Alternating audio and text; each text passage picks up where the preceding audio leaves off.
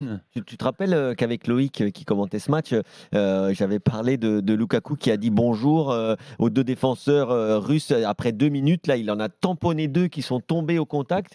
Et Ouais. donc, du coup, tu sais que tu vas pas passer une bonne soirée quand tu joues contre Romelu Lukaku. Mais dans le jeu, il est exceptionnel, dans ses décrochages. Moi, je l'ai vu en fin de première mi-temps faire un extérieur du gauche pour s'orienter le ballon et ensuite ouvrir de l'autre côté de son pied droit vers Thomas Meunier pour une montée.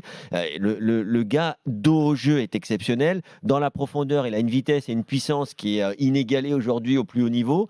Franchement, il est vraiment Ce impressionnant qui et il a est vraiment progressé depuis et ses débuts à 16 ans avec plus que Anderlecht. ces qualités-là, ce qui est quand même à noter, et je pense que le fait d'aller à l'Inter avec Conte lui a fait quand même beaucoup de bien, c'est l'intelligence qu'il a dans le jeu. Oui. Avant, tu avais l'impression qu'il jouait parfois un petit peu à contre-temps. Il avait certes cette puissance qui le caractérisait, notamment quand il était à Manchester. On se rappelle même de lui à Chelsea, toujours puissant, toujours cette espèce de dragster Mais il pour était un les peu défenseurs maladroit. C'est un centraux. peu plus Mais, rudimentaire à surtout, l'époque. Hein. mais outre les progrès techniques, c'était surtout que souvent il était à contre-temps, il jouait à contre-temps, les appels étaient à contre-temps, les remises étaient à contre-temps. Là, tu as l'impression que c'est lui qui, en l'absence de Kevin De Bruyne, a les jeux, a les clés du jeu offensif belge, et c'est vraiment devenu un sacré avant-centre. C'est vraiment devenu un sacré buteur, et même plus qu'un buteur, c'est devenu un vrai leader offensif pour cette équipe.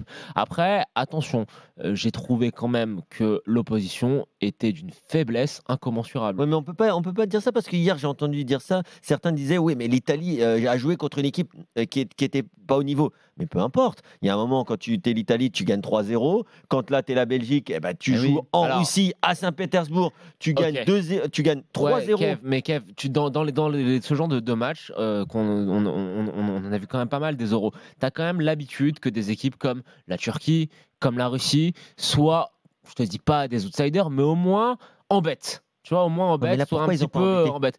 J'ai trouvé que bah non, ils ont été en deuxième mi-temps, ils ont été totalement passifs. Parce C'était qu'ils ont été vraiment. pris. Moi Quand j'ai tu trouvé vois ça un très club. faible. J'avais Bah l'impression que oui, c'était une DH en fait. oui, Hein. oui, mais Enfin, justement, Vas-y, Kevin, après Maxence. la Russie, c'est pas une DH. La Turquie, c'est pas une DH non plus. Mais comme l'Italie est fort et est sûr de ses forces, comme la Belgique, pareil, a parfaitement maîtrisé ce 3-4-3, parce que je le disais pendant le match, ils attaquaient toute la première mi-temps en 2-3-5. C'est ce et que en veut faire. seconde, tu les as trouvés comment? Attends, mais en seconde, ils sont en Parce qu'en gestion. première, ils sont bons, je suis d'accord. Hein. En Mais en seconde, seconde, en seconde, la Belgique, ils sont en gestion, ils mènent 2-0.